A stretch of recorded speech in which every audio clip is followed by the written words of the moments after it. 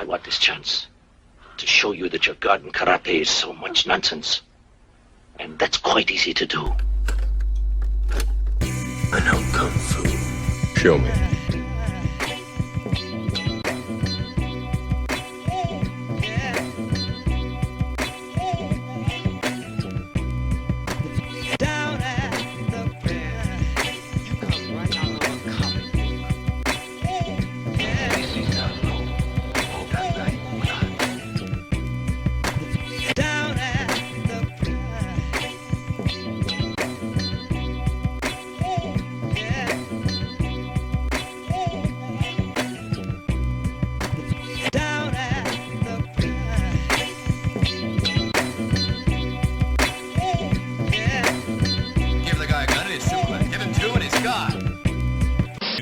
You called it what again?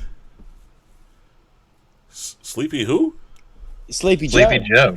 Yeah. I have never heard that. Oh, Sleepy Joe Biden. Because he falls every time he talks, it looks like he's falling asleep. I think my favorite thing that he's done is when he said, "Let's go, Brandon." My most favorite thing he's done is when he fell off that bike. You see that's a good one too. Dad, are you familiar with the "Let's go, Brandon" thing? Fuck no, but I am familiar with one thing that Biden has done that I and the rest of my people have truly thanked him for, and that's when he abolished slavery.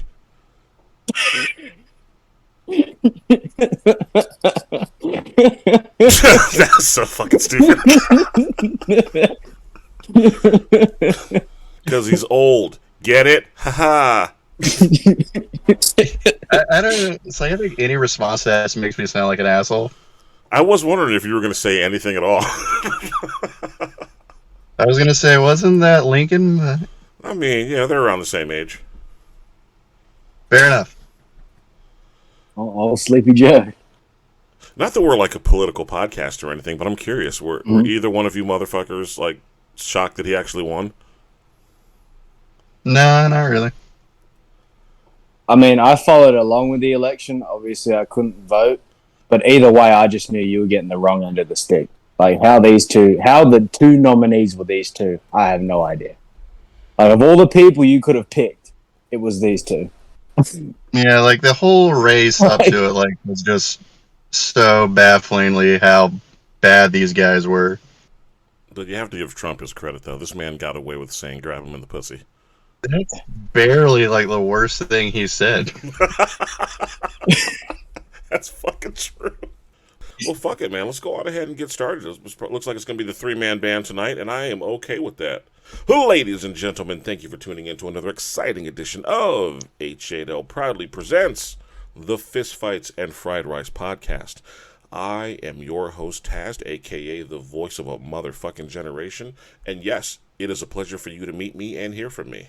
Joining me this evening, a smaller crew than normal, but it's going to be just as fucking awesome regardless. A man that truly needs no introduction. Rolling 15 inches deep. Knocking at the knees. The destroyer of all things ovaries. The man, the myth, the meat, the legend. We proudly bring to you the Dirk Diggler of the H8L, Lobo. Yeah, I was born ready, Taz. And we thank you for it, sir. And of course, no podcast is ever truly complete without the international man of mystery, the man whose accent brings all the boys to the yard, the Frisky Dingo himself, the pride. I'm just going to say pride of Australia, because I keep goddamn forgetting where you tell me that you're from versus that of your last name, so I don't give a shit. So now you're just the pride of Australia. The Frisky Dingo himself, the one, the only, Dildo Swaggins 69. I'm just surviving, mate. I'm just surviving. I love that. I'm just surviving. I'm just here, bro. I'm just surviving. I'm just here, mate. Because for the most part, it looks like it might just be the three of us, and I am totally okay with that. And this is going to be a fucking blast regardless. I love these episodes where we're just shooting the shit, just picking up whatever fucking comes to mind. And there is something I have to ask you both, because you both are young, you both are hip, you both know what the fuck is going on, you both are down. It was brought to my attention because I made the mistake of once again foolishly going into GameStop. I realize Oh, now I know I should never go into GameStop ever for any reason, because I realize I am so out of tune and out of date with what the fuck is going on. So went into GameStop because I decided, you know what, today is the day. I'm gonna buy myself whatever the new cool hip home console shit. I walk in and I'm confused. So I learned 3 things today. The first thing that I learned is that the Nintendo Wii is no longer making games. Right. Not only are they no longer making games, but apparently that system is obsolete. I can chalk that up It's like with...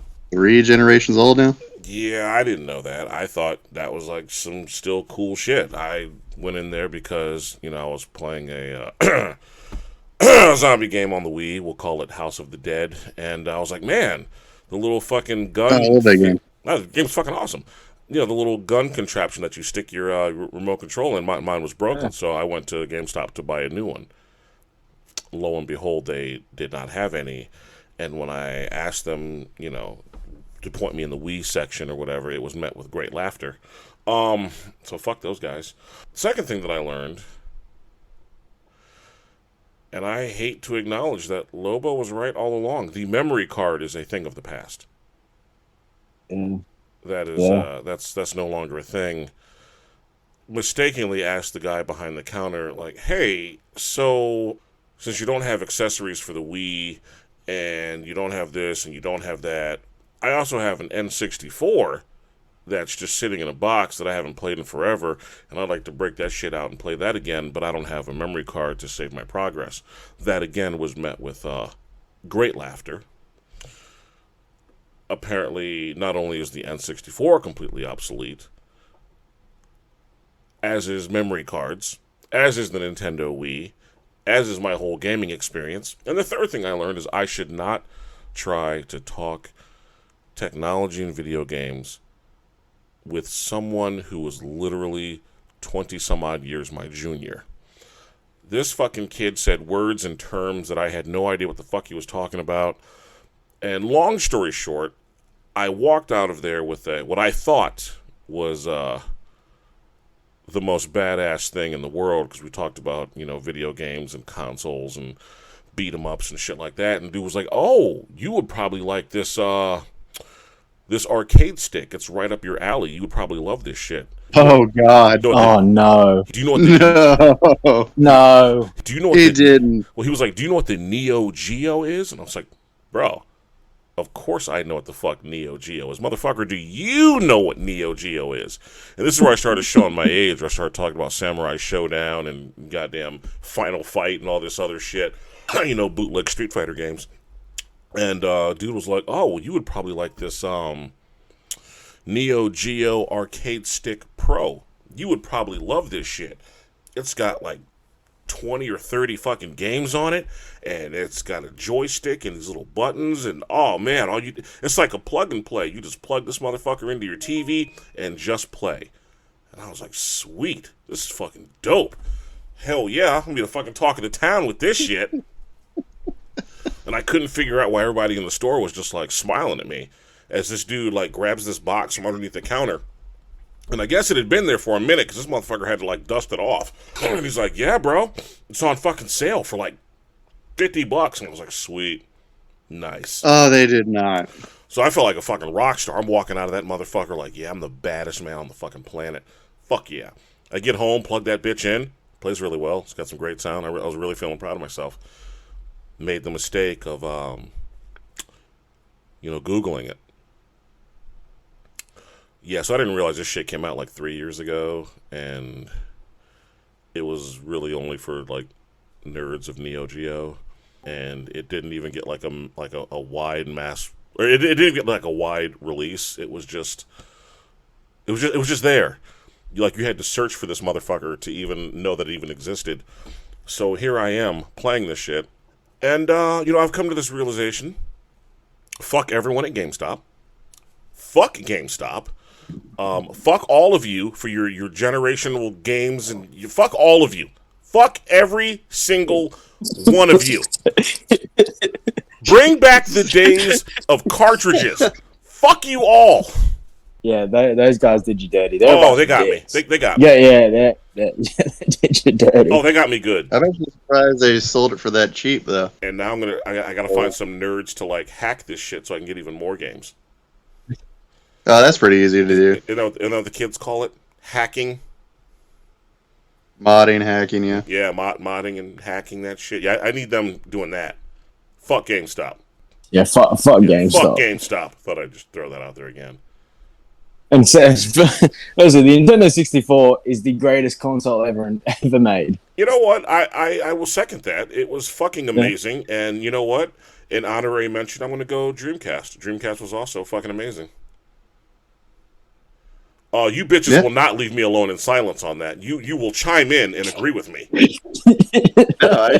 No, fuck you guys, dude. No, we just had a real awkward moment. Like, we talk about how great the N64 is, and then I chime in with Dreamcast, and it's fucking silence. Let's try that. I had a friend that had one. No, we're gonna try that shit again, because I'm not re-editing this show. N64 was great, and then honorable mention for a great fucking console was Sega Dreamcast. You're right, it was amazing. Yeah, okay, there we go. Yeah, all right. Okay. Nintendo 64 is 1A and Dreamcast is 1B. There you go. Yeah, there we go. All right. Woo! Thought we was about to have a moment. Woo! What was that commercial with the dude in the like judo gi? Or like Sega something. That's Saturn? Yeah, it was like a judo guy who beat up kids who were playing like a Sega Saturn or something. Oh, I think you're talking about the old like commercial from when like Dreamcast had like first came out, right? Something like that. Yeah. Oh, okay. Yeah, like dressed up like Santa Claus and like beat up kids and stuff that weren't playing the game system. Oh shit! Is that who I think it is in the chat? Are we being joined by the connoisseur of combat sports, the maestro of all thing martial arts, the Rain Man of martial arts, the self-appointed, yet recognized, black man from Dagestan, a one justice, magnificent. Holy shit, what's up, old man? Can y'all hear me? Yeah, I can hear you. Sounds like you're in a phone booth, but yeah, I hear you. A little bit, yeah, a little bit. Yeah, I'm not going to question it. Yeah, but I'm here though, yeah, so... So you're just trying to keep that undefeated streak alive about never missing a show, huh? Has he never missed a show? This motherfucker has never missed a show. But see, Dildo Swaggins hit me up, was like, "Hey, you gonna be on the show tonight?" I did. I did. Oh, so yeah, I did. Okay. Dagestan. I was like, Dagestan, you thick ass vegan. Okay, that makes more sense to me because I was like, all right, there's no shame in it, you know. We all stumble, we all fall down sometimes. That's cool. I get it, you know. Yeah, we're gonna have to rename this episode 3-man band plus one. Well, okay, plus a thick ass vegan. You gotta put that in there. You gotta put that in his intro too. Plus a thick ass vegan. Intro. That thick ass vegan.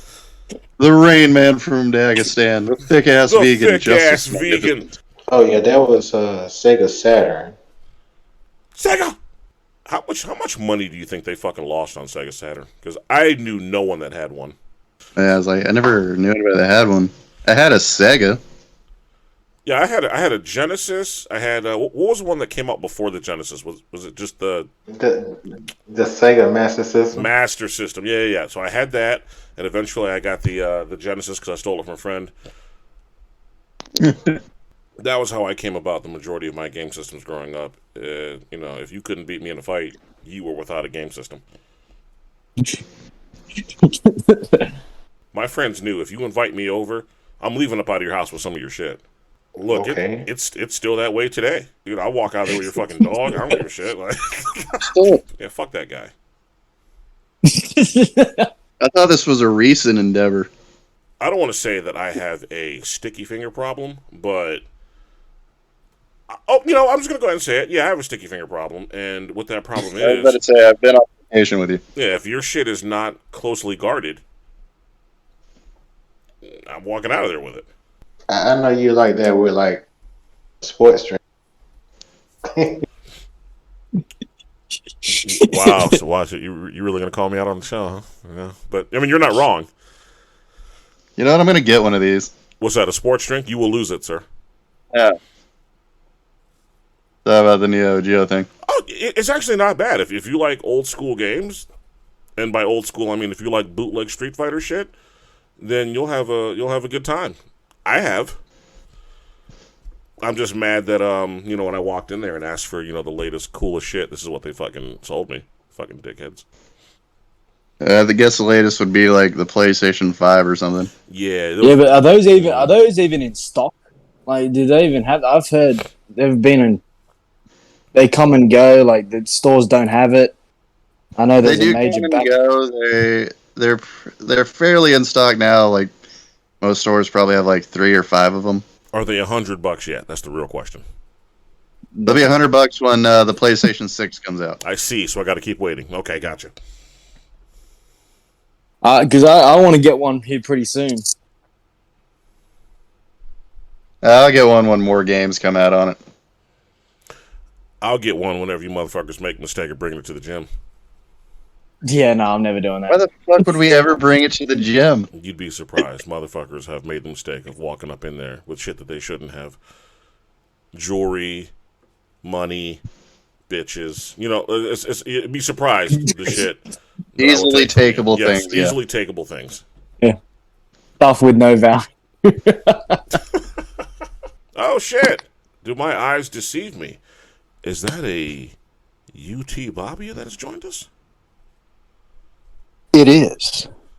Now, It is indeed. out of fairness, how you feeling? Feeling pretty good. You sleepy? No? My bruises went away about 3 days ago. I mean, What's that? I don't know. I don't know if you were sleepy at all, sir. Well, I'd like to give you a challenge. Oh, it is, because man, there's a moment we're having this deep discussion, and like right in the middle of it,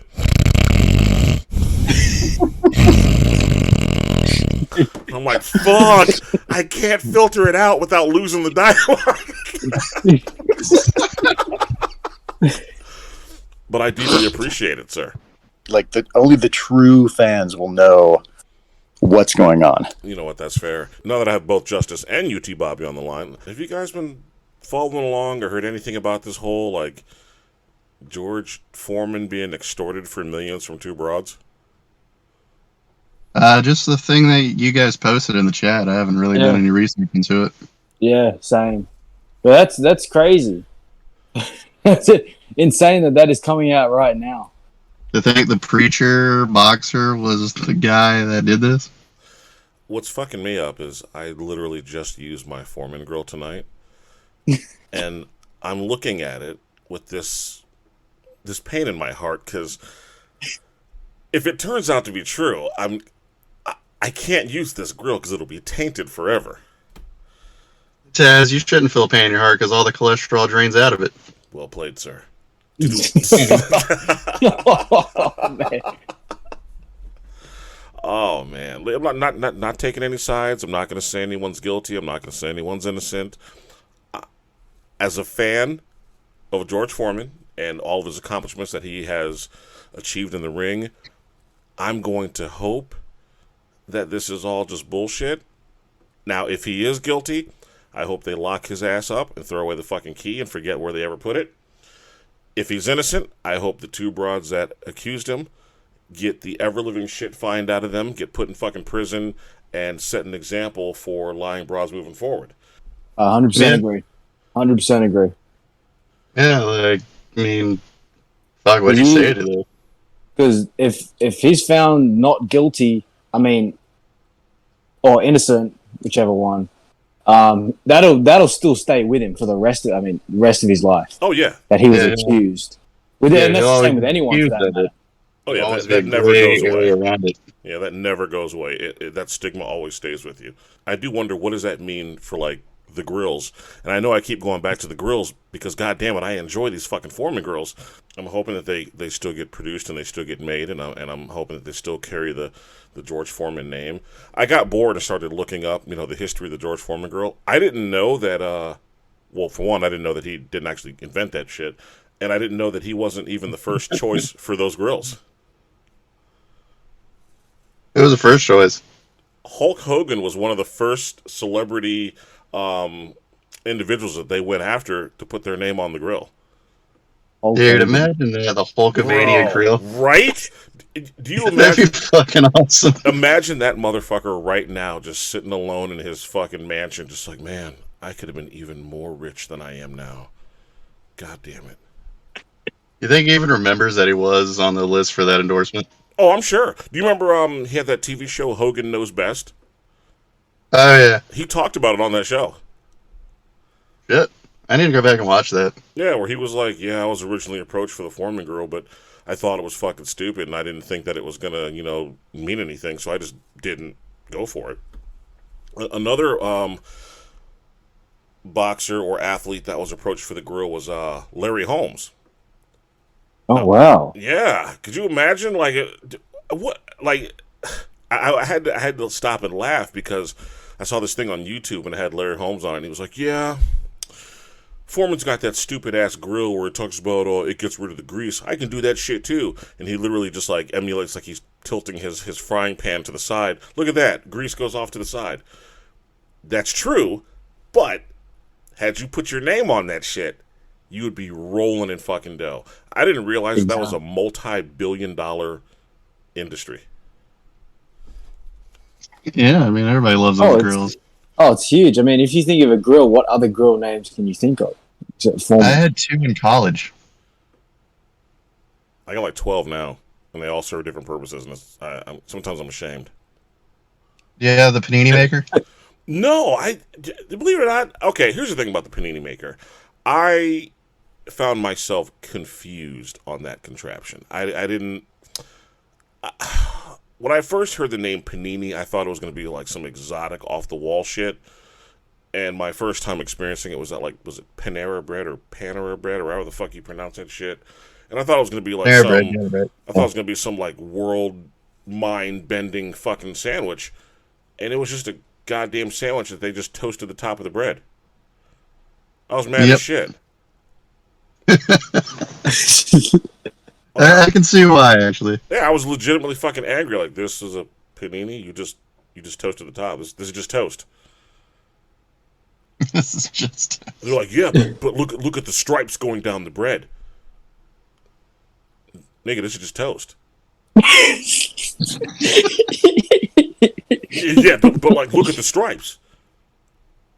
I truly missed my fucking window, man. Like, if I had known that I could be a millionaire toasting bread, which has already been invented, god damn it. So many $1 million opportunities that I missed out on. So I saw the link that someone that I think Justice posted. Or no, you posted. Don't know much. Justice, anything? Yes. Bullshit. Some bullshit. I think it's all BS, and it's 80s. 1975. That's when supposedly this shit happened. Was back in 75. That's a long ass time. Why? That's a while ago. That's you know what they were doing back then. UTBABYA, go ahead. Yes, UTBABYA. What were you doing back in 75? I mean, in 75, I was, I might have been a concept in someone's mind at that point. This is a weird one, right? Because, like, it's tough, man. I don't know what... I can't really form an opinion on this until I actually get facts, which I don't think I'm going to get any, like, good facts about it. But... Cocaine. That's it. Yeah. Yes, but that's also a thing. That's also a real thing. It was a wild time. I don't know what people did or didn't do, especially as the heavyweight champion of the world. Either way, somebody needs to get the shit beat out of them and get locked up Agreed. for what the fact that this is happening at all means whoever's lying needs to get dealt with. And Swaggins brought up a great point that, you know, regardless of what the outcome is, it's gonna follow this man for the rest of his life. Yeah, innocent or not, he will have a tainted reputation. Hold on a second though, because like, I mean, Mike Tyson is kind of like, does anyone even really like bring that up? Not if you value your life, no. Yeah, but what I'm saying is like, he's been super successful outside of boxing. He had that shit thrown at him 30 years ago. Now, it took a long time, but it did. And you hit the nail on that. I think with Tyson, the difference is not only did he serve his time, get out, hit rock bottom, and then dug his way out of the trenches to basically reinvent himself. yeah, which takes, 30 years. Yeah, see, and I just don't think Foreman has George another 30 years to do that. Yeah. We now forgive you, Foreman, on what would be his 107th birthday. But speaking of tainted reputations, what are you guys' thoughts on Vince McMahon of WWE? Oh man, What did he So do? what happened with that? 'Cause Man. I heard he stepped down and whatever. I have no idea. I don't Good know old anything Vince. about that. So, good old Vince. in a nutshell, this motherfucker, right now it's up to 12 million. But what started off was someone had found an account that he used for hush money to silence women that he has sexually assaulted or have had promiscuous relations with, and fired them from the company after making them sign non-disclosure agreements. If I understand it right, the roommate of a woman that he had a relationship with that he fired found the non-disclosure agreement, because I guess they were roommates or some shit. So the woman that signed the non-disclosure agreement, she hasn't said anything, so she's not in any violation of it. But with that being said, a third party can say whatever the fuck they want. Mm-hmm. So this person Jesus basically found Christ. this non-disclosure agreement, and basically this paralegal was hired by WWE, by Vince McMahon or whatever. They started boning or whatever, and then within like 11 to 12 months of her being hired, she got like $1.5 million pay raise. That's kind of a red flag kind of thing, but she wasn't on the actual red flag. payroll. She was getting paid money out of some other account, and they're basically calling it a hush money account. And basically, I guess things between him and this broad didn't work out. Yada yada yada. Her job was threatened. They threw some money at her, made her sign a non-disclosure agreement, and then fired the shit out of her promptly. The problem is not only did the roommate find this non-disclosure agreement, but there's a paragraph or a section in that non-disclosure agreement where it talks about after Vince McMahon was done with her, he passed her off on another employee by the name of John Laurinaitis, who was like his right-hand man or whatever, and he began a sexual relationship with her, and then when things, didn't work out, they just abruptly fucking fired her from the company. Jesus Christ. Right. Now, I have a very, very serious question Yes. for anyone who knows anything about Vince McMahon's business acumen and his ability to completely corner the market on wrestling and effectively be the tyrant and baron of wrestling. Is anyone fucking surprised by this? Anyone at all? I'm shocked that he got found out at all, because I would have thought he would have had this shit airtight, because of course he was doing this, because of course he's that guy. There was never any question in my mind that he was a real sleazeball. My thing is this. For years, this motherfucker has been the absolute definition of the fucking Teflon Don. They have been trying to nail his ass to the wall for years, whether it was steroid shit or wrestlers murdering motherfuckers. This dude has been untouchable forever. Does it surprise me that this shit is finally coming out now? Honestly, no, because of the climate that we're in now with the whole hashtag Me Too kind of shit. I'm surprised motherfucker would even be brave enough to be alone in a room with a female at all in this day and age. He's been getting away with his color for years, so. Exactly. If you go back to the Attitude Era, look at some of those storylines. This motherfucker had Trish Stratus on her hands and knees barking like a dog in the ring. This guy is the same guy that was having them do bra and panty matches in fucking pudding. This is the same dude that was having Lita fucking polish his kendo stick in the jerk-off motion. I mean, nothing about this is really out of the ordinary, except for the fact that this dude will be crazy enough to still continue on with that shit in this fucking climate. I understood it back in the fucking, for like the 80s and the 90s and the 70s and whatnot. I actually understood it for those eras because this dude had the monopoly on wrestling. This dude was wrestling. This guy could destroy your fucking career at a moment's notice and you would never bounce back. Especially after like ECW and WCW was bought and all that type of shit. But now that you got organizations like Impact and fucking, what's that other one? Absolute Elitist Wrestling or some shit. Oh, what's it called? All Elite. All Elite. Yeah, That's All it. Elite. Thank you. I always fuck that title up. You got All Elite and you got shit like that. You know, they had the whole women's revolution at the forefront of their fucking companies and all that kind of shit.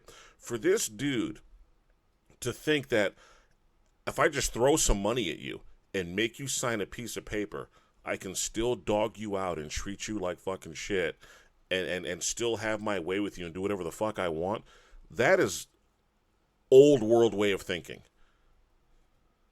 Oh yeah, that's like peak arrogance. And UTBABYA, it's 2.3 billion.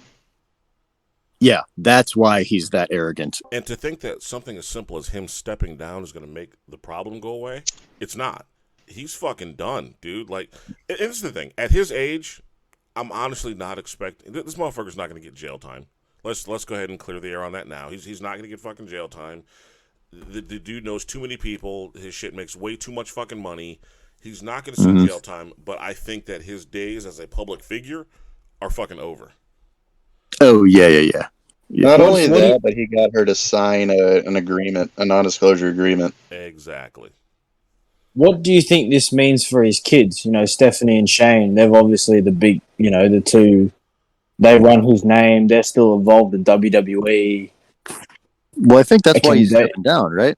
Like for them, that they don't have to deal with this shit. He's like, all right, I'm fucked, so here you guys go. Exactly. Yeah, WWE will live on. This is for a while. Yeah. But do you think, like, every time that Shane McMahon comes to the ring, everyone's going to be like, hey, your dad? I mean, they should. But you know what? They'll turn that into money. They'll literally turn him into, like, he'll be a heel. He'll be, like, kind of a heel at first, and then he'll make some statement about, like, you know, the sons should not be judged by the sins of their father, blah, blah, blah. And he'll do some, like, they'll literally just do what they did. Like, he'll basically just do what Vince did, only he'll end up being the face or whatever. They can use all of this in their fucking storylines. Realistically, they don't have to do anything. Yeah, wrestling fans are not going to give a shit. Wrestling fans don't give a fuck at all. When this news first fucking broke and it dropped, Vince McMahon was on fucking TV talking about, hey guys, what's up? I'm out. Peace out. I'll fucking see you guys later. And the crowd cheered. They fucking cheered. They got the same news that we got, and they cheered. And you know, I think we said it back when we did our 3 wrestling episodes. You should check those out, by the way, for those of you who haven't. It's a good series. But wrestling fans are some of the most hardcore fucking fans on the planet. Wrestling fans, dude, motherfuckers still love Benoit. And what he did was inexcusable. I'm not gonna lie, I kind of still love him too. You sick fuck. Wrestling-wise, but yeah, wrestling-wise, Benoit. Wrestling-wise, he was my first. When I first got into wrestling, he was the first guy I saw. I loved him. But do you see what I mean? As fans, yeah. You were literally sitting there. Yeah, I mean, even though he goddamn killed his wife and strangled, choked his fucking child to death, as a wrestler, man, he was great. Like, as fans, wrestling fans, and again, I don't mean this to throw shade on anybody because I'm a fucking wrestling fan too, but we as wrestling fans, we are toxic as fuck. Are garbage ass people. It's a soap opera for men. Yes. That's all wrestling is. And there's a reason why there's such a correlation between wrestling fans and MMA fans. Because both of those genres are toxic as fuck. Toxic as hell. You got guys like Strickland, referring to motherfuckers as predators and baby rapers and all this shit, but people will still drop their goddamn dollars just to see him get his ass whooped. But did he lie though? That's irrelevant. That's irrelevant, sir. Yes. I'm just saying, we as fans, we're toxic. Because I'm about to hop right on that bandwagon. I was a huge Benoit fan, and as a wrestler, I still am. Yeah, it's hard for me to accept the shit that he did to his wife and kid, but goddamn, man, that flying headbutt off the top rope, that's legit as fuck. Well, and also, let's we don't know how much his wife was nagging him, how bad his kids were screaming. Wow. Hey, man, you might have to edit that out. Holy fuck. I'm leaving that. Let's not do devil's advocate for this. Oh, no, you just dropped the advocate off that. To everybody who is from the new generation, who will be butthurt by that, it's a joke. She just wasn't selling for the cripple cross face, so he had to end her for real. Bro. Okay, that one's got to be edited. Mate. See, you know what that was, people? That was a better joke. Realistically, as a company, they're going to be fine. I actually think this is better for the company that he steps down. I like Vince McMahon as a character. I like him as an online character or as an on-air character, but I do not like him writing storylines or being involved in storylines. And you can always tell a Vince McMahon storyline because it's always some old shit that either doesn't make sense or it would be some shit that would only be relevant if it was 40 or 50 years ago. I think he's still going to be doing that, though. Just because he's no longer the face of the company doesn't mean he's not going to be in the writer's room. Yeah, but that's the problem. He sucks at writing. I think there's going to be a big push in the women's division. They're going to focus on that a lot. They did, and it failed. Yeah. They tried that whole women's revolution thing, and for a brief moment, it was good. You had your AJ Lees and your Sasha Banks and all that shit, and you had women that could actually wrestle as opposed to just pretty girls just fucking standing there getting kicked in the face. And then what happened? Now we have a bunch of pretty girls getting kicked in the face, and only like 2/3 can actually wrestle. Is Ronda Rousey still the superstar over there for the women's division? She came back. And I think she's going for a championship. I say that like it's real. But you did. You went straight fanboy. She's going for a championship. Like, she came back, man. She worked her way up. She clawed from the bottom. But in terms of women that could wrestle, you got what? Ronda Rousey, Charlotte Flair. I think Sasha Banks is gone for the time being or some shit. You got that Irish girl. What's that Irish girl's name? Becky Lynch? Becky Yeah, that's her. Becky Lynch's money, dude. When she was doing that whole the last kicker, she was making fucking money. And then for whatever reason, they started writing her these dumbass storylines that don't make fucking sense. Well, she got pregnant and she had a kid. I mean, what's that? So that's why she was away for a long time. Yeah, that's why she was away, but she's back. Yeah. Now what? They made her cut her hair or something? Yeah. From what I see, yeah. Yeah, I think company wise, they're gonna be fucking fine. They're gonna bounce back. They'll probably make more money than they've ever fucking made. What was it that shit? Justice, remember back in the day? What was that shit? Eric Bischoff's book, Controversy Equals Cash, or some shit. You remember when he used to plug that shit all the time? Oh, I gotta look at this book now.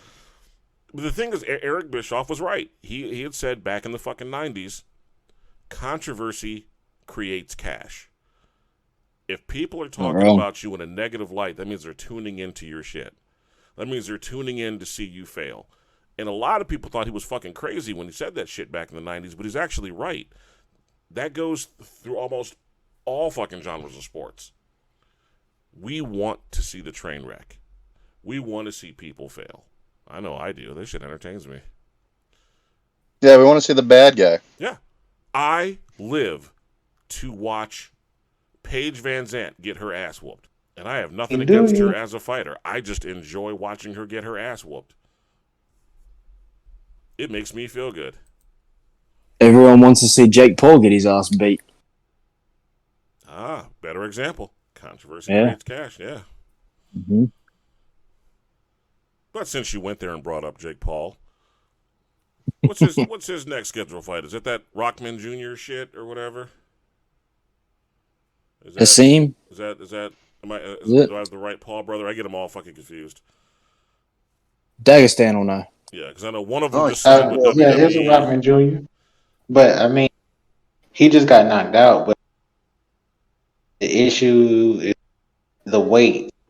Jake Paul has made him cut down heavyweight and cruiserweight. Oh fuck! Well, that's just and is he gonna take a dive for cash? No, because he wants to renegotiate. Oh really? Yeah. Oh. Yeah, he wants to renegotiate. But after he signed the contract, he told Jake Paul, "Hey, I don't think that negotiate." Okay. Then, and Jake Paul has like, no, I need you want this whole run to be over. I need you to be knocked down, dick down in the dirt like Tyron Woodley. Fuck. Okay. So if the renegotiations fail, does that mean the fight's off? Say that one. No. The contract is signed. There's no other way around. It's solidified. Jake Paul just gonna get knocked. I don't know what to tell you. Hey, renegotiate the contract, or you gonna take this L. And I'm voting for the L. Everybody gonna watch you get beat up. So you guys, Ron, because since Justice put it in the chat, so I know you guys all saw it. But what are your thoughts on Bukaw entering BKFC? I think he's gonna get knocked the fuck out. I mean, yeah, I don't disagree with you. I still think as a striker, still better than. That's the vegan in you talking. You don't mean that.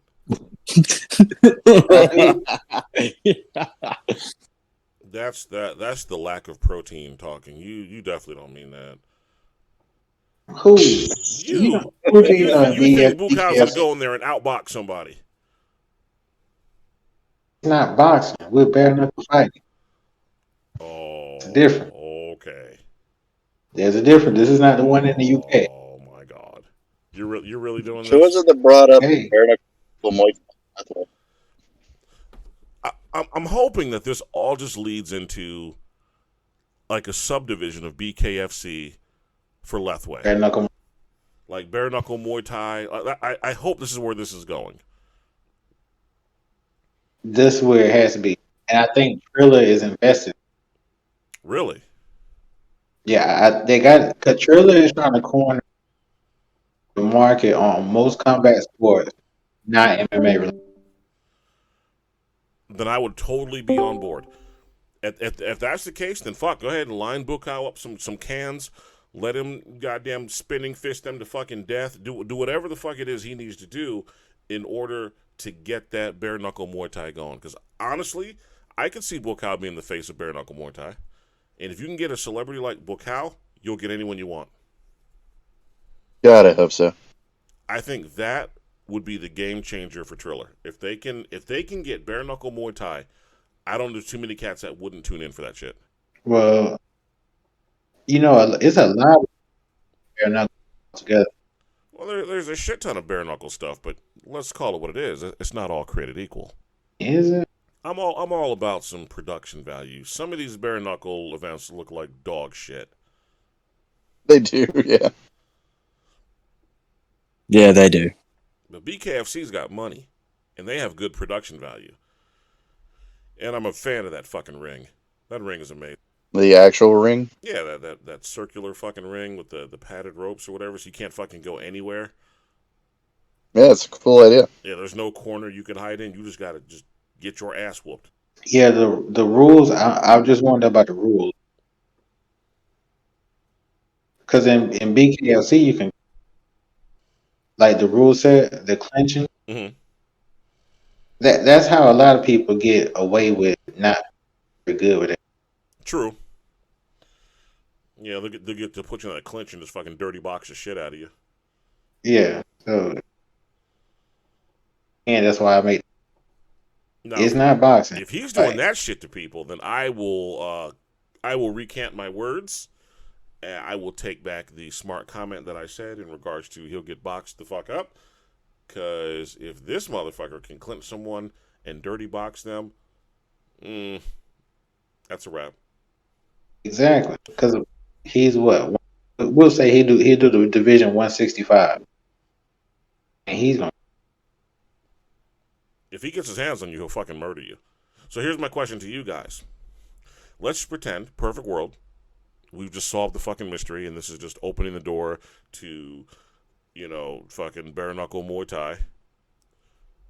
If they haven't copyrighted that, we should. Anyway, if okay, let's do it now. Right? Trademark.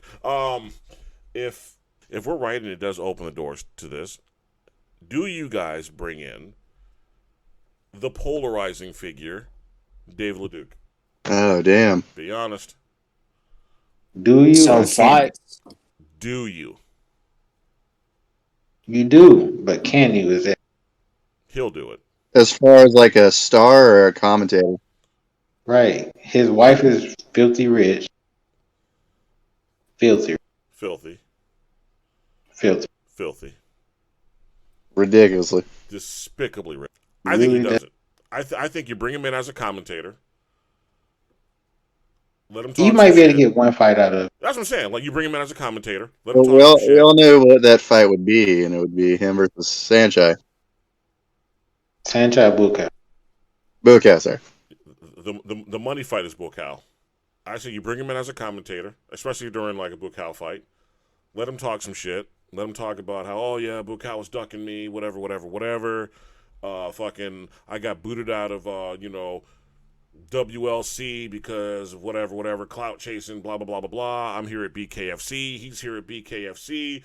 Now we're doing this fucking, bare knuckle Muay Thai trademark. Let's do this.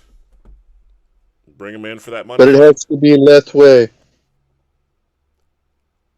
I'd be down for it. I would be too. Well, then you see LeDuc has his purple belt now, jiu-jitsu. I heard, and I still can't bring myself to care.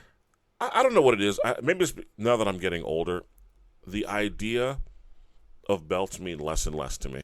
And I'm going to save my rant for belt promotions for another show, for another topic. But there's a whole lot of purple belts and brown belts and black belts that seemingly they just be getting washed. But I am hoping that this does turn something either Lethway or bare knuckle Muay Thai related. Because I'll take bare knuckle kickboxing. Say again? I would take bare knuckle kickboxing. I'll take that too. That'd be. I wouldn't give a fuck if they just call it bare knuckle karate. I wouldn't give a shit. I will take anything bare knuckle, but with the use of kicks right now. I would love that. Yeah. We know who wouldn't do that. Every motherfucker from Karate Combat. Man, they. I was so hopeful for that organization. Fuck Karate Combat. I'm done. I tried. I tried to hang in there as long as I could, but I'm sorry. The old school Kyokushin knockdown tournaments and Sabaki challenges will always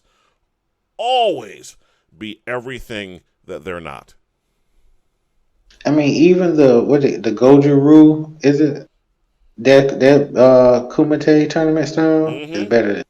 Yeah, It's fucking a lot better. Dude, have you guys seen the fucking point karate shit that's on YouTube?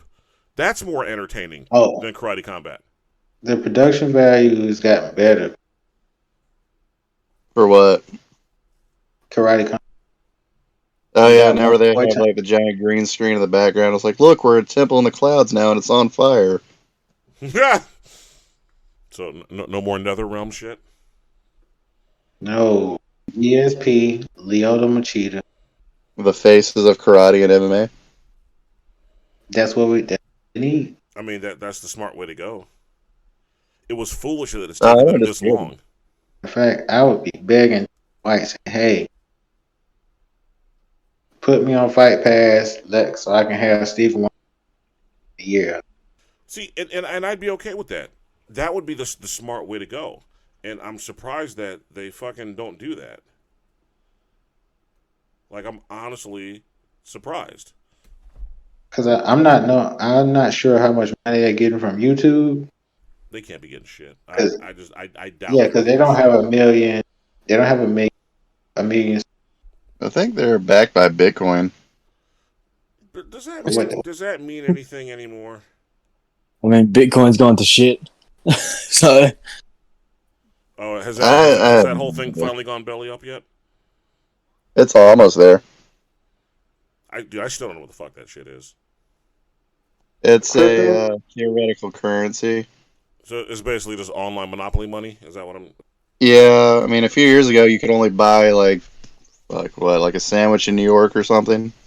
Now they have, like, credit cards for it, and it's supposed to be the big deal, but seeing those credit card commercials a lot less. I know if you had one Bitcoin, it was worth, what, $40,000, maybe even $60,000 a year ago, and now it's worth, what, 20? What, let's see. $20,000 or $20? $20,000. $20,000. Yeah. See, no one ever explains to me how do you obtain the money. Like, let's say I have a fucking crypto coin, whatever. How do I get that $20,000? You sell it to somebody who wants to buy it. So I sell it, and then I receive tangible money? Possibly. Technically speaking, yes, but you can use that Bitcoin to buy stuff. So every time you buy something, it technically takes away part of it. Yeah, it's really dumb. This sounds like these like online banking things that I see on TV all the time. That's basically what it is, yeah. There's like no, there's like no actual physical branch. It's an app on my phone, and I download money in a fucking account, and I can make purchases.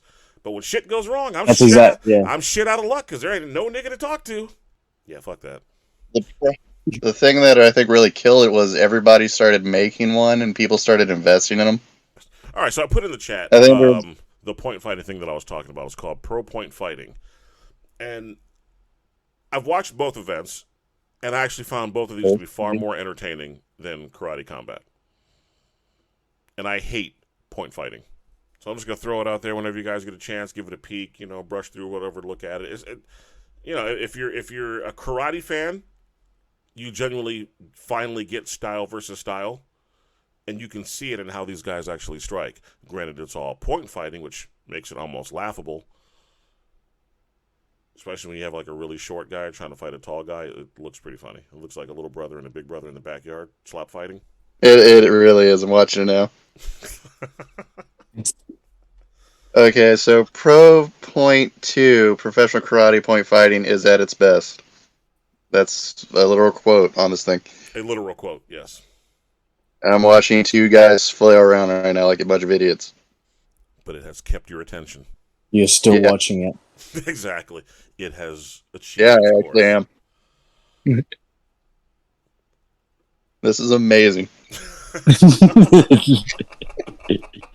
Yeah, everybody check this out. This is fucking great. I'm telling you, if you watch one or two matches, you will be fucking hooked and end up watching the entire fucking thing. I did. It reeled me in, and I was like, this is so horrible, but I can't look away. This is amazing. Nobody's getting, blasted to the fucking Shadow Realm. Nobody's walking out of Kublai Khan's dungeon. It's just, two metrosexuals with karate booties on just kick fighting each other. Okay, all the pictures of these guys. Point anything. Point anything is pretty sad. Have you guys ever seen Point MMA? That's a thing. That is a thing. Yeah. Why is that a thing? Well, I mean, we've all had experience with point kickboxing, so. You guys may not have heard of this name. I'm sure Justice has, but have you guys ever heard of Willie the Bam Johnson? No. Motherfuckers need to do your martial arts. Willie the Bam Johnson. Yes. Willie Yes, he was on the Bam. WMAC fighter. Yep. He was on WMAC Masters. You guys familiar with that show? Yes, I fucking love that show. I'm going to tell on myself right now. I used to have the Dragon Star belt. Of course you did. Goddamn right I did. Beat up a kid in the neighborhood for that shit. I mean, I acquired it from a kid in the neighborhood. I traded my fist against his face and just obtained it. But Willie the Bam Johnson, he actually copyrighted and trademarked and announced himself as the creator of Point MMA. If you try to do a Point MMA event, he will sue you back to the fucking Stone Age. He's out of New York, right? Or is he? I think so. I think he's out of New York. You remember New York didn't have MMA sanctioned. Wow. And that was pretty much the only way you can pretty much. That was the only way you were doing MMA back then in New York before it got sanctioned. You had to do these Point MMA things, which is what he was doing. And I don't remember the full ins and outs of what the rule sets were and what you could and couldn't do, but for the longest time, that was as close as you were going to get. I can't remember if he had a no knockout rule. I mean, I got my phone. Yeah, no knock. Yeah, I think it was like no knockouts, and like if you got like a bloody nose or some shit, the action would be automatically halted. But for the longest time, that was all that they had. And a lot of people, started fucking biting off that shit. It was basically like a form of like pretty much. Yeah. And according to his website or whatever, apparently he came up with it in 1979. New York is notorious for like martial arts events. Oh, I thought you were saying some other shit. I thought you said New York is notorious for just making shit up. That too. No, but for having like real bad. Not necessarily under. But I guess they would be underground fighting. Yeah, they'd be underground. Yeah, because I mean, pretty much when you talk about like Black Karate Federation, which we talked about after doing some looking up, a lot of those guys is in New Jersey, some in Chicago. Northeast is notorious for those. I remember reading about Point MMA back in the days of fucking Black Belt magazine and shit. I don't remember if he talked about conceiving that shit back in 1979, but, he talked about keeping our young martial artists safe and shit like that. But he was big on gun violence. Oh, he was very big on that shit. But I don't know how much. What style did he do? I think he just did wushu. I don't even think he was bent on fighting. I think he did Taekwondo. Yeah, he did some other stuff besides. I mean, he was primarily known for wushu, but I'm almost positive he did some other shit. Let's go to the good old fashioned internet, because we here at Fist Fights and Fried Rice, we do our research. No, it says his wife is a Taekwondo champion. Yeah, but yeah, I apologize. I'm mobile, not at the denim bars. So you doing what at the bar? What? Nah, I don't. I'm not at home on my computer, so I'm files. Speaking of files, we still have not seen that goddamn Marcus Brimage clip where he was supposedly doing 52 hand blocks. Now, far be it for me to beat a dead horse. Yeah, where's that footage, Justice? You have an excuse because you're not at home at the moment, so I guess you get a pass on that. I got you. It's ready. It's ready for. So what are you guys' thoughts on that? From what little bit that you've got to hear about or see the idea of point? Stupid. Damn. Okay. Straight for the jugular. All right. When you're talking about how do you score points, because I mean, you're talking about a true MMA fight, a true no hold bar fight. That's all based on. It's so many variables. How do you score? Yeah, and are you going for submissions? Hang on, I have to read this to you guys because this really caught my eye. Willie the Bam Johnson is a master wushu practitioner and UMAC world champion. His wife, Kimber Johnson, is a Taekwondo champion. Willie himself holds a 7th degree black belt in karate, Kang Do Kwan, a 5th degree black belt in Shaolin Wushu Kung Fu, and a 1st degree black belt in karate / Death Kado. That sentence is amazing. I need someone to help me out with that last one. What exactly is Death Kado? Let's Google it. You know what? Let us do that. You got to do your research. We pride ourselves. That's right. We pride ourselves on that shit, folks. How do you spell that? Death space Ke space Do. And I can't find anything. But I have found the literal definition of death. Yeah, there's some shit he made. Death Kado. I like that. Do you get belts in Shaolin martial arts? I want to know what belt I get in death. You are the deadest. Here's your skeleton belt. I am undefeated in Kill a Nigga Foo.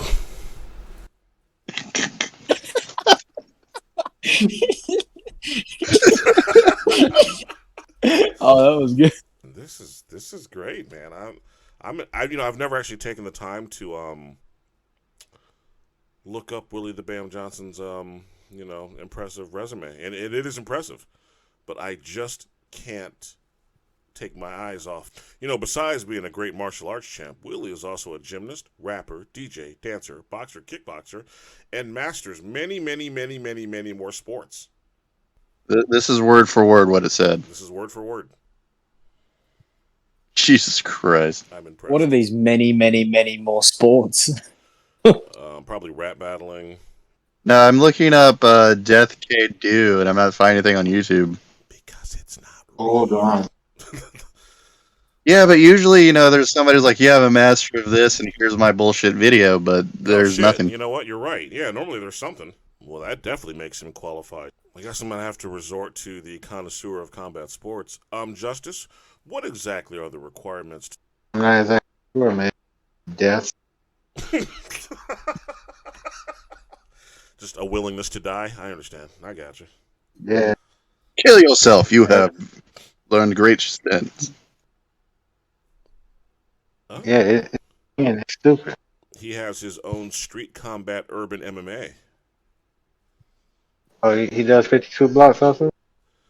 I'm laughing, but at the same time, a part of me is weeping inside because he was one of my favorite characters on WMAC Masters. This kind of hurts. Hey, making nut milk for vegan shakes. Nut milk?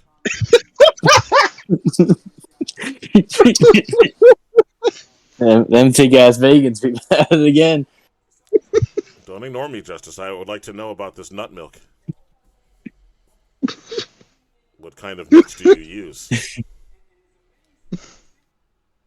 Almond milk and almonds are a seed, sir. Well, according to this, I'm just going off this Look it up. video. Making Almonds are Let me go seeds. ahead and put this in the chat for you. It just says making nut milk for vegan shakes. Hey, have you heard of the vegan witch? Eventually we're gonna have an episode. This happily. Oh yes, yeah. Today's menu: nut milk for vegan shakes and chocolate cinnamon balls.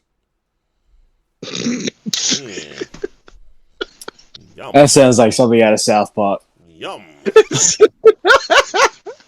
Veganwitch.com. Are you familiar with that at all, Justice? What's the name of the website?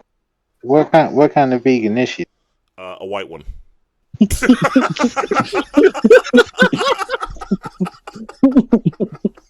So at this point, I'm not surprised. All right, Justice. Who was your favorite character on WMAC Masters?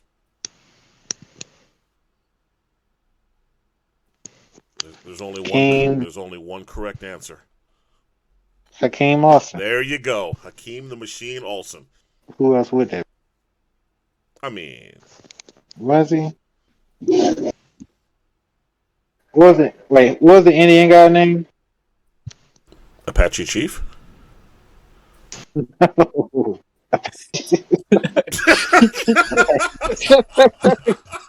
Apache Chief is the Where the fuck did they get Apache Chief from then? Oh, is that the Super Friends? Eno Nukchuck? Oh, yeah. I should probably edit out that Eno Nukchuck. Oh, shit, what was his... Nightwolf? No, that was Mortal Kombat. Kombat. Mortal Kombat.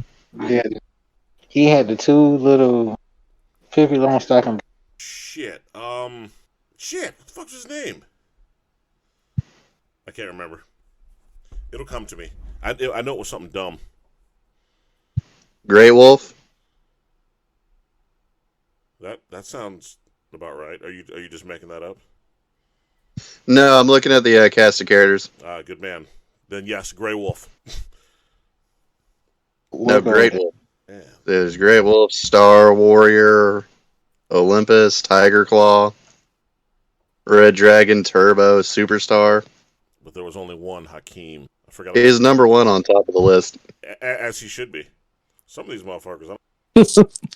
Remember, there was 2 seasons to the show, so many episodes. So, Frisky Dingo, I know that you were deprived of all things worth of shit growing up. You're probably not familiar with WMAC Masters, are you? No, I really don't know what it is. Oh, then I need to put this in the chat for you. Oh, you're going to love this, sir. Along with the nut milk. Them thick ass vegans, I'm telling you. Justice, did you ever answer the question in regards to nut milk? The white people thing. I think that's what we came up with. That milk is almond milk is a seed. You keep going to that, sir. Why the fuck is that your go-to? Oh shit. I have always wondered how almond become milk. Are you being funny? Hey. No, I'm serious. How does it? Grind it up into a powder. Is that how it does? Is that how it goes? That is as far as my vegan knowledge goes. Justice, how does almond milk turn into, or how do almonds turn into milk? Water, almond. He doesn't know either. Yeah, you really went above and beyond on that one. Thanks, man. No, I'm serious. Fuck yeah, man. This has been a great show, man. I'm glad we did this. WMAC Masters taught me that you can solve all your problems with violence. Quick question. Have you guys had the chance to watch the match? What match am I talking about? The match between Tenshin and Tekeru over in Japan. Kickboxing match. Have you guys had a chance to watch it? Yes. Yes. And your thoughts? Fucker, man, It's not as good as I hoped. Excuse me? What? I just fuck with you, man. Oh, okay. I was about to disconnect you. I actually thought that fight was fucking great. And 3 things that I took away from that fight. 1, Tenshin learned how to box. Yep, Tenshin learned how to box after getting his ass whooped by Mayweather. He learned the importance of working on them hands. 2, it was a good fight, and it was wise for it to only be 3 rounds. And the reason why I say this is because those who have followed Tekeru's career knows that he is a slow starter. And I don't think it would have made any difference in terms of the outcome. If it had been, like a 5-round championship fight, I still think Tenshin still would have got his hand raised. But I think he would have ended up taking more damage than he did. Because he wasn't looking that great that third round, to me, anyway. No. Like What? I mean, I just saw him getting out. Oh, that's all that you saw? Yeah, I mean, pretty much, like I said, the box. Well, this is supposed to be his last. Supposed to be the box. And, in all honesty, it should. There's nothing left for him. Yeah. So yeah, I mean, you can tell he was reading Tekeru's footwork every time when his bouncing, he was bouncing. And I'm going to say something that I think a lot of people are not going to agree with me on, but I'm going to be completely honest with you. I think Tekeru's time training in the Bang Muay Thai system backfired against him. Yeah. All that switch step shit that he tried to do slowed him the fuck down. Tenshin saw that shit a mile away and beat him to the punch every time. So, do y'all know who Barry Robinson? I do. Kinda. The Million Styles Boxing. Well, him and Bang Ludwig had a disagreement. It was about that switch step, in which Barry Robinson said the switch step he was doing was terrible and it was wrong. The students that they're gonna get hurt. It didn't go so. No. In that fight. That switch step got him fucked up. I don't give a fuck. I'll say it. When I'm watching that fight, and I have been a Tekeru fan for years, and when I saw the clips online of him traveling all the way to fucking Colorado or whatever and training in Bang Muay Thai, the only thought that went through my mind was why? Why? There's no disrespect to Bang, no disrespect to his system. I'm not shitting on it. That's great that it's inspired by Boss. I don't give a shit. This dude is a legit fucking champion. This dude has a foundation. This dude has a system that has been working for him for years. For him to implement these little switch steps and bump steps got him fucked up. Because in order for him to do it, he had to stop his own momentum, stop his own trajectory. It slowed himself down, and it allowed Tenshin to be able to pop his shots off at will. That knockdown that Tenshin scored on him in the first fucking round, clean fucking knockdown. Yeah. Smooth overhand, right over the fucking top, right when dude was doing some type of weird ass. I don't know if he was going for a bump step. I don't know if he was going for a switch step, but he caught his ass clean and then continued to land that straight right all night long. It blows my mind when I think about it. When I think about two champions, one like Tenshin, one like Tekeru. Tenshin gets fucking embarrassed by Floyd Mayweather, and I mean he gets hilariously embarrassed. Yeah, we can put in the fact of he was the smaller man, yada yada yada, whatever. He was outweighed, yada yada yada. Point of the matter is, this motherfucker got knocked on his ass into a backward somersault and hurled into the fucking turnbuckle on some Looney Tunes shit off of Mayweather's punches. Clearly, he took that embarrassment, figured out, okay, I need to sharpen up my hands, and it showed in this fight. He barely kicked in this fucking fight. He didn't have to rely on his kickings because Tekeru couldn't do shit in terms of his hands.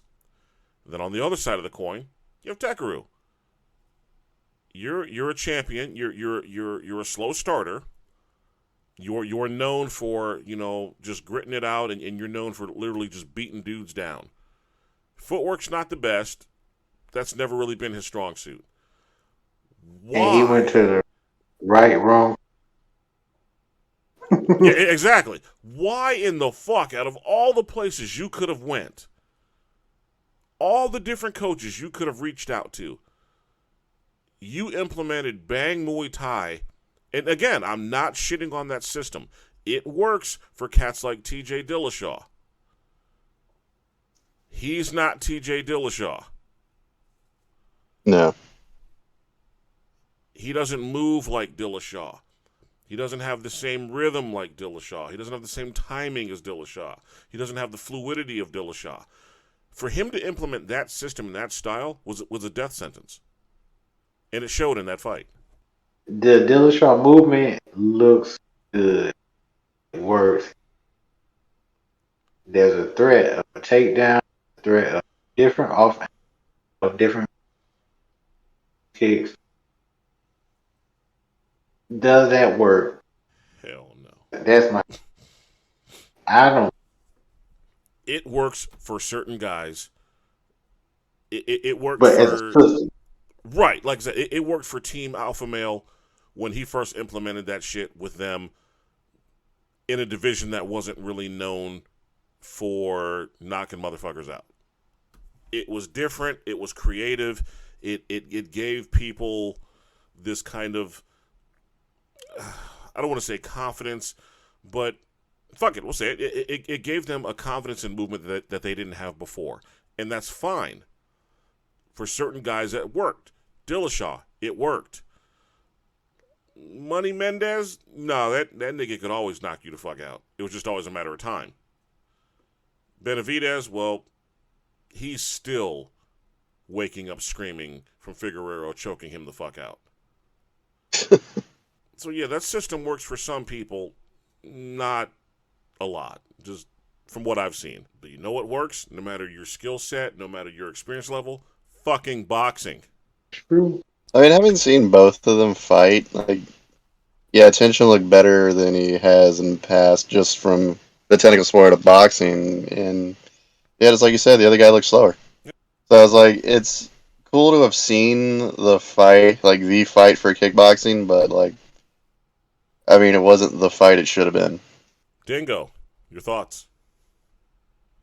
Well, yeah, just basically reiterating what you said. I mean, that knockdown in the first round was clean. But for tension's sake, I mean, glad it was only 3 rounds, because if it went any longer, he got tagged up in the 3rd round. He was Who knows starting what? to get messed up. Yeah. So who knows what would happen if it went to a 4th or a 5th? I said we talked about it before, but sometimes you can bring somebody in, but just to have entire brand new training, a big fight like that is crazy. It's insane. Yeah, because it's going to take maybe 2 or 3 fights for that to show up. The result. Yeah. It takes a certain coach. Agreed. So let me ask you guys this. Simple yes or no before we get out of here. If the idea of a rematch were to be given, would you want to see it again? Tenshin versus Tekeru 2. Lobo. Yes. Frisky. 100% yes. Justice. Hell no. Let him the box. I am on the same page as Justice. I don't want to see this shit ever again. Unless you're going to bring in somebody like maybe a rematch of Rod Tang, which he probably would not do. Hell no, he wouldn't. Fuck no. Dude. Fuck no. No. Well, gentlemen, that is our review and thoughts on the match of all matches. Split dead down the middle. Half would want to see a rematch. The other half, fuck no. Pay to watch it. I wouldn't pay to watch it either. Shit. I was happy as fuck I got this shit for free. I'd have been mad as fuck if I paid for that. I'd have been mad as shit. Oh, well, you motherfuckers, that was all I had for you guys for today. I appreciate you guys coming out. Appreciate you guys sharing the laughs, giving your opinions and shit. And, of course, as always, I just appreciate you motherfuckers being a part of the greatest podcast known to man. And as always, let's get the fuck out of here. Be sure to listen, like, share, and subscribe for all the latest episodes, news, and updates. Follow us on Facebook and Instagram at fistfights.friedricepodcast or at h8l.muay thai. On Twitter, follow us at h8l_fight talk.